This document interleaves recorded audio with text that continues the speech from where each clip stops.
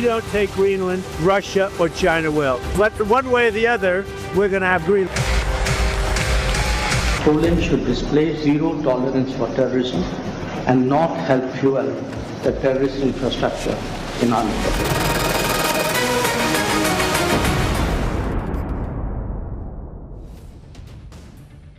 PM Modi का मुस्लिम भाई आया, खुद एयरपोर्ट चले गए मोदी। पाकिस्तान को कैसे झटका लगाया, आज आपको यह सब दिखाने जा रहा हूं।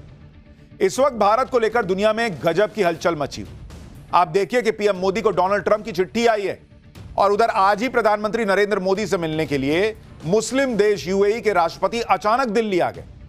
यूएई के प्रेसिडेंट का अचानक दिल्ली आना सबको चौंका रहा है, क्योंकि यूएई के राष्ट्रपति सिर्फ 2 घंटे के लिए भारत आए। बॉस, मात्र 2 घंटे के लिए यूएई के राष्ट्रपति आए और पीएम मोदी से मिले, और जैसे मिले उसकी तस्वीरें दुनिया भर में चर्चा का विषय बन गई। प्रधानमंत्री मोदी उन्हें खुद रिसीव करने एयरपोर्ट चले गए। यूएई के राष्ट्रपति ने यहां आकर पीएम मोदी से मुलाकात की, बात की और 2 घंटे बाद चले भी गए। अब सवाल उठ रहा है कि इस 2 घंटे में क्या खेला हुआ बॉस? अचानक ऐसा क्या हुआ कि यूएई के राष्ट्रपति 2 घंटे के लिए पीएम मोदी से मिलने आ गए? डोनाल्ड ट्रंप ने पीएम मोदी को कौन सी चिट्ठी लिख दी है? यूएई के राष्ट्रपति का 2 घंटे के लिए नरेंद्र मोदी से मिलने के आने का पाकिस्तान का से कौन सा कनेक्शन है, आज आपको यह भी बताऊंगा। डोनाल्ड ट्रंप ने पीएम मोदी को किस मकसद से चिट्ठी लिखी और डोनाल्ड ट्रंप की मोदी को चिट्ठी से पाकिस्तान कैसे फंस गया है, आज यह भी आपके लिए लाया हूं। साथ ही ट्रंप के 25% टैरिफ के जवाब में मोदी ने कैसे वो जवाब दिया कि अमेरिका में हड़कंप मचा है। ट्रंप ने यूरोप से ग्रीनलैंड छीन लेने का कौन सा प्लान बनाया है। कैसे ट्रंप के दोस्त ही कह रहे हैं कि भाई ये तो किसी के भरोसे के लायक नहीं है। अगर यूरोप के हाथ से ग्रीनलैंड चला गया ट्रंप के पास, तो कैसे भारत का भी बड़ा फायदा हो जाएगा। कूटनीति के इस मैदान में गजब हलचल मची हुई है। एक एक डिटेल आपको बताऊंगा, लेकिन पहले एक झलक देखिए।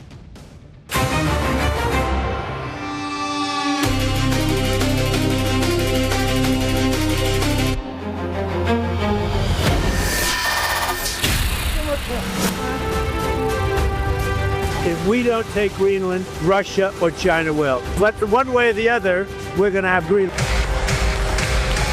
Poland should display zero tolerance for terrorism and not help fuel the terrorist infrastructure in our neighborhood.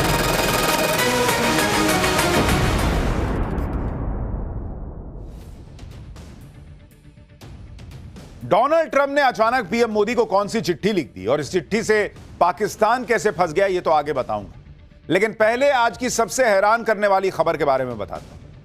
आज लोग तब चौंक गए जब प्रधानमंत्री नरेंद्र मोदी से मिलने के लिए अचानक यूएई के राष्ट्रपति शेख मोहम्मद बिन जायद दिल्ली आ गए। ये तस्वीरें आप देखिए। पीएम मोदी भी यूएई के राष्ट्रपति को रिसीव करने सीधे एयरपोर्ट पहुंच गए और गले मिलकर उनका जबरदस्त स्वागत किया।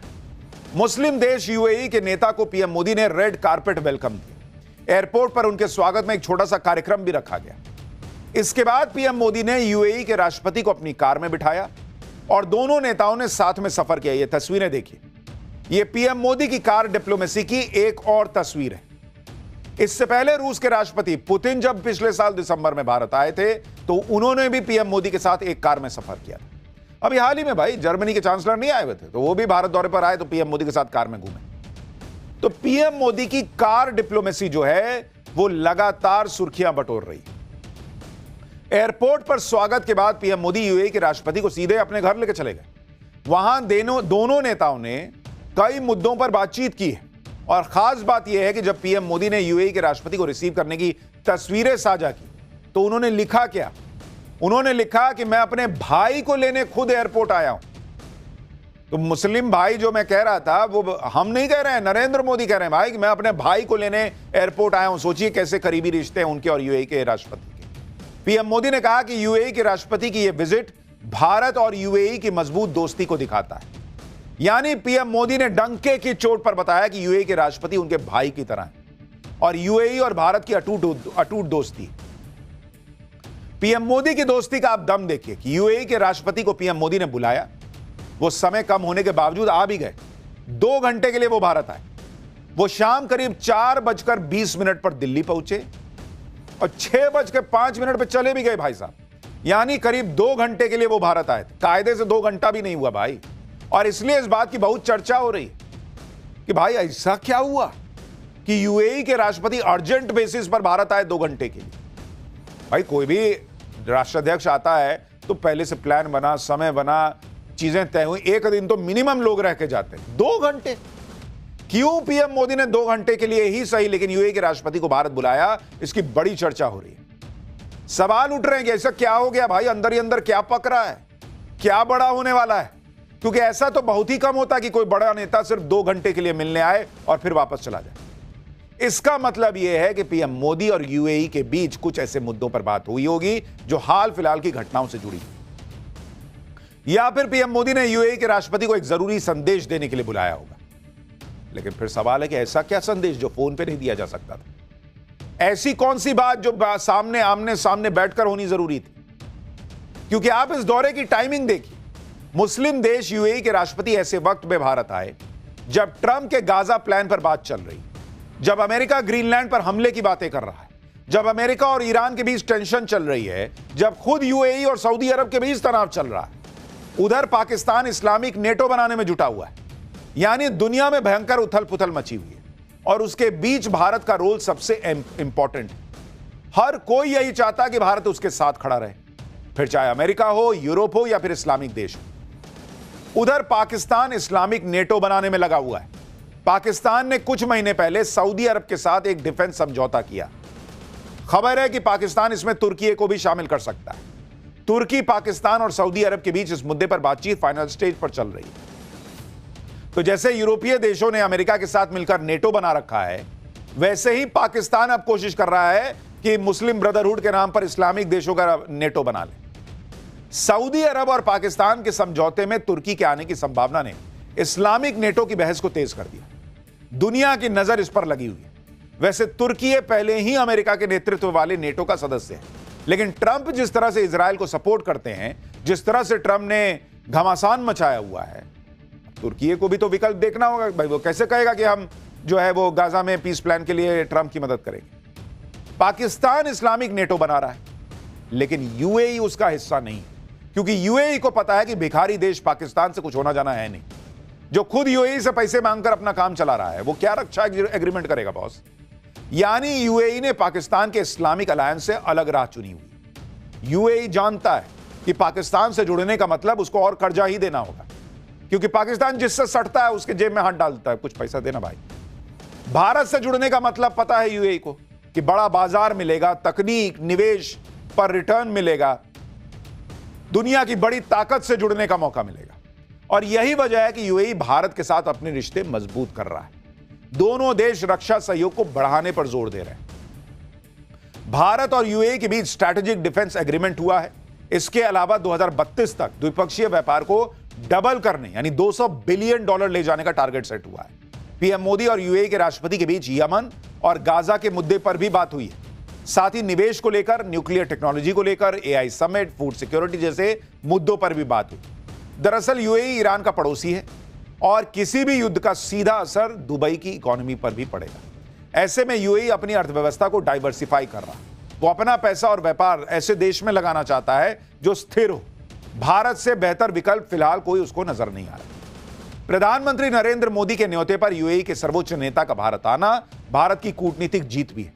इसके अलावा ईरान इजरायल तनाव के कारण लाल सागर और हॉर्मुज स्ट्रेट में खतरा बढ़ा है। भारत को अपनी ऊर्जा जरूरतों के लिए यूएई से पक्की गारंटी चाहिए। भाई अमेरिका यूए और ईरान भिड़ गए और अगर वहां से तेल के निकलने का रास्ता बंद कर दिया ईरान ने, तो कहां से आएगा तेल? यूएई भारत के स्ट्रैटेजिक पेट्रोलियम रिजर्व का साझेदार है।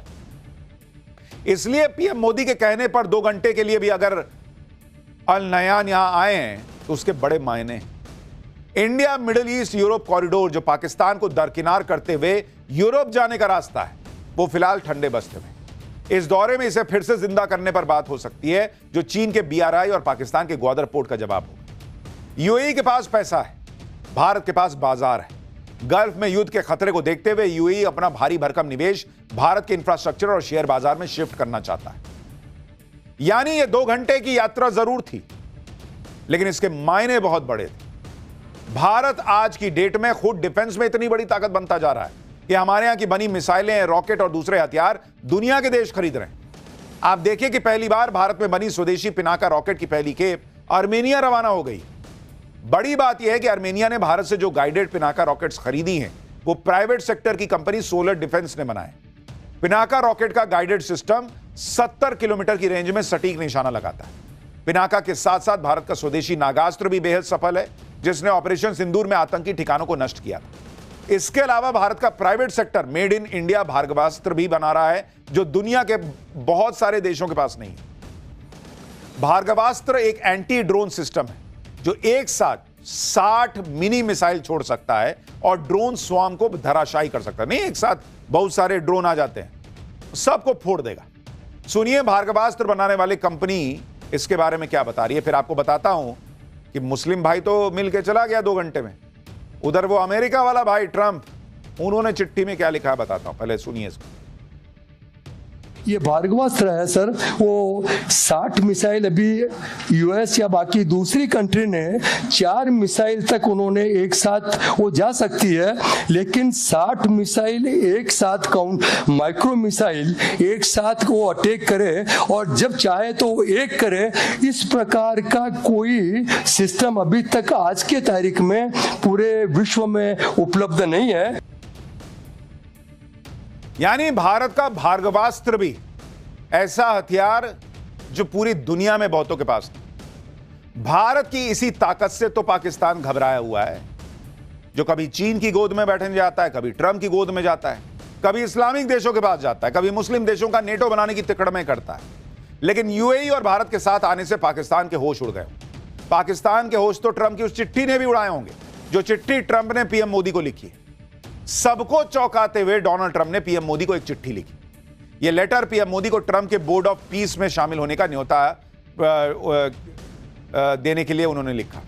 यह बोर्ड ऑफ पीस गाजा के लिए है, गाजा के पुनर्निर्माण और नई शासन व्यवस्था को आगे बढ़ाने के लिए। इसे लेकर ही ट्रंप ने पीएम मोदी को चिट्ठी में क्या लिखा वो देखिए। ट्रंप ने अपने लेटर में मान्यवर Narendra Modi, dear prime minister जैसे शब्दों का इस्तेमाल किया है। पीएम मोदी को भेजे लेटर में ट्रंप की तरफ से कहा गया है कि भारत के प्रधानमंत्री को आमंत्रित करना उनके लिए सम्मान की बात है। ट्रंप ने कहा कि मिडिल ईस्ट में शांति के लिए जो ऐतिहासिक प्रयास हो रहे हैं उसमें आप भी जुड़िए। ट्रंप ने बताया कि उसकी कोशिश है उनकी कि विशिष्ट समूह के राष्ट्रों को एक साथ लाया जाए जो स्थायी शांति बनाने की अहम जिम्मेदारी उठाने के लिए तैयार है। ट्रंप ने दावा किया कि ये एक तरह का सम्मान है जो केवल उन्हीं के लिए आरक्षित है जो उदाहरण पेश करके नेतृत्व करने के लिए तैयार हैं और आने वाली पीढ़ियों के लिए सुरक्षित और समृद्ध भविष्य में शानदार निवेश करने के लिए तैयार हैं। लेटर में कहा गया कि हम अपने अद्भुत और प्रतिबद्ध साझेदारों को निकट भविष्य में आमंत्रित करेंगे, जिनमें से ज्यादातर अत्यधिक सम्मानित विश्व नेता हैं। यानी ट्रंप ने ऐसा दिखाया कि उनके बोर्ड ऑफ पीस में दुनिया के बड़े बड़े नेता जुट रहे हैं, वो भारत को भी न्योता दे रहे हैं। लेकिन इस लेटर को इस बात का सबूत भी समझिए कि ट्रंप का बोर्ड ऑफ पीस अब तक अधूरा रहेगा, तब तक अधूरा रहेगा जब तक भारत जैसा बड़ा देश इसमें शामिल ना हो। इसलिए ट्रंप पीएम मोदी को लेटर लिख रहे हैं जिससे उनके बोर्ड ऑफ पीस को भारत की भी मान्यता मिल सके। लेकिन मोदी को ट्रंप के इस लेटर से मुनीर फंस गया, क्योंकि मुनीर को मौका मिले तो वो लपक कर ट्रंप के बोर्ड ऑफ पीस में चला जाएगा। मुनीर को तो ट्रंप की हर हाल में चापलूसी करनी है। लेकिन पाकिस्तान और मुनीर के साथ खेल यह हो गया कि ट्रंप के बोर्ड ऑफ पीस में आने के लिए पाकिस्तान को $1 बिलियन की एंट्री फीस देनी होगी। $1 बिलियन का मतलब पाकिस्तान के लिए है कि इतना तो आईएमएफ की लोन की एक किश्त बनती है उसकी। आईएमएफ के लोन से ही पाकिस्तान चल रहा है और पाकिस्तान कहां से $1 बिलियन लाएगा भाई ट्रंप को देने के लिए। पाकिस्तान को ट्रंप को देने के लिए $1 बिलियन चाहिए तो उसे लोन लेना होगा। पाकिस्तान ने हर जगह से तो ऑलरेडी लोन उठा रखा है। ऐसे में ट्रंप की मेंबरशिप खरीदने के लिए कोई लोन क्यों देगा भाई? कहीं ऐसा ना हो कि मुनीर ट्रंप से ही मांग ले कि सर अगर थोड़ा लोन देते तो मैं आपको आपके बोर्ड में शामिल हो जाता। पाकिस्तान के लोग खुद ही कह रहे हैं कि ट्रंप के चक्कर में पाकिस्तान ने अपनी बेइज्जती करवा ली। कहां तो पाकिस्तान के नेता ट्रंप को नोबेल के लिए नॉमिनेट कर रहे थे और कहां ट्रंप ने पाकिस्तान को उन 75 देशों की लिस्ट में डाल दिया जिनके लिए अमेरिका ने वीजा प्रोसेस रोक दिया है। यानी पाकिस्तान के पत्रकार भी एक तरीके से यही कहना चाह रहे हैं कि मुनीर ने, शहबाज शरीफ ने भाई इतनी जीव निकाल के तलवे चाट दिए थे ट्रंप। इनका बस चलता चाट के ट्रंप का तलवा छील देते। और ट्रंप ने क्या किया भाई, उसको लिस्ट से ही निकाल के बाहर कर दिया। ट्रंप की चापलूसी के चक्कर में मुनीर पाकिस्तान की शीशा लेदर करवा रहा है, लेकिन भारत ट्रंप को तगड़ा जवाब दे रहा है। ट्रंप के टैरिफ वॉर का जवाब देते हुए भारत ने भी अमेरिका पर टैरिफ लगा दिया। भारत ने अमेरिका से आयात होने वाली दालों और फलियों पर 30% टैरिफ लगा दिया है। अब अमेरिका के सांसद कह रहे हैं कि अरे ये तो गलत है। वो ट्रंप से अपील कर रहे हैं कि भैया इसको हटवाइए। भारत ने पिछले साल 30 अक्टूबर को अमेरिका पर टैरिफ लगाया था। अब ये जो है इसको लेकर अमेरिका में बवाल मच रहा है कि भाई ये तो आप 25% लगाए, इधर से 30% लगे तो नुकसान हो रहा है। ट्रंप टैरिफ से सबको धमका रहे हैं, लेकिन भारत इन धमकियों से डर नहीं रहा। उल्टे भारत जवाब दे रहा है और शांति से। भारत टैरिफ लगाता तो दुनिया में चिल्लाता नहीं कि देखो टैरिफ लगा देंगे, टैरिफ लगा। भारत अपना काम कर रहा है, दुनिया ये देख रही है, खासतौर पर यूरोप, जहां पर ट्रंप टैरिफ की ऐसी ही धमकियां देकर ग्रीनलैंड पे कब्जा करना चाहते हैं। लेकिन ग्रीनलैंड को लेकर पूरे यूरोप में ट्रंप के खिलाफ गुस्सा भड़क गया। खुद ग्रीनलैंड और डेनमार्क में प्रदर्शन होने लग रहे हैं। ग्रीनलैंड बिकाऊ नहीं के नारे लग रहे हैं। कहा जा रहा है कि ऐसा प्रदर्शन ग्रीनलैंड और डेनमार्क में कभी नहीं हुआ। आप देखिए कितनी ठंड है भाई, उस ठंड में लोग निकल गए हैं बाहर प्रदर्शन करने के लिए। अगर ट्रंप और यूरोप के बीच ऐसे ही टकराव चलता रहा, अगर ट्रंप ऐसे ही टैरिफ की धमकियां देते रहे, तो ट्रंप और यूरोप के बीच घमासान बढ़ जाएगा और इसका फायदा भारत को हो सकता है। इस टकराव की वजह से व्यापार को लेकर भारत और यूरोप करीब आ सकते हैं। भारत और यूरोपीय यूनियन के बीच फ्री ट्रेड एग्रीमेंट को लेकर लंबे समय से बातचीत चल रही है और अब वो और तेजी से आगे बढ़ सकती है। इससे भारत के फार्मा, टेक्सटाइल, रत्न और आभूषण, स्टील, ऑटोमोबाइल, सोलर उपकरण और लेदर जैसे क्षेत्रों में तेजी आ सकती है। पिछले साल जुलाई में भारत और ब्रिटेन के बीच फ्री ट्रेड डील हो चुकी है। यानी भारत के लिए आपदा में अवसर वाली स्थिति है और इसीलिए भारत देखिए अपना चुपचाप कैलकुलेटेड जो है अपना काम कर रहा है। अमेरिका इससे भी लड़ रहा है, उससे भी लड़ो तुम सबसे, हमको क्या है। जिस से लड़ोगे अल्टीमेटली भारत इतना बड़ा बाजार है कि उनको हमारे पास आना ही पड़ेगा। हम दुनिया की सबसे तेजी से भागती अर्थव्यवस्था है, लोगों को हमारे पास आना ही पड़ेगा और भारत के लिए इसमें नए बाजार खुलेंगे। यूरोप को भी भारत जैसी तेजी से बढ़ती अर्थव्यवस्था का साथ मिल रहा है। ट्रंप से टकराव के बीच कैसे यूरोप और भारत करीब आ रहे हैं, उसे आप इस बात से भी समझिए कि आज ही यूरोपीय देश पोलैंड के विदेश मंत्री भारत आए। यूरोप के देश भारत से लगातार दोस्ती गहरी करने में जुटे हैं, क्योंकि यूरोप को पता है अगर ट्रंप की वजह से व्यापार का नुकसान हुआ तो भारत के अलावा कहां जा सकते हैं। भारत भी यूरोप के साथ व्यापार को बढ़ा रहा है, लेकिन भारत आप देखिए कैसे आज की डेट में बिजनेस करेगा, लेकिन अपने हित से समझौता नहीं करेगा। उसका एक और उदाहरण देखिए। भारत देख रहा है कि पाकिस्तान को लेकर किसकी क्या अप्रोच है। भाई भारत ने आज पोलैंड के विदेश मंत्री की क्लास लगा दी, क्योंकि पोलैंड के नेता पाकिस्तान में जाकर कश्मीर पर बयानबाजी कर रहे थे। इसी को लेकर आज मीटिंग में विदेश मंत्री एस जयशंकर ने साफ साफ पोलैंड को बोल दिया कि हेलो, ये सब नहीं चलेगा कि भारत से दोस्ती और पाकिस्तान के लिए सॉफ्ट कॉर्नर। भारत की सख्ती के तुरंत बाद ही सीमा पार आतंकवाद को लेकर पोलैंड के सुर बदल गए। सुनिए मीटिंग में क्या हुआ।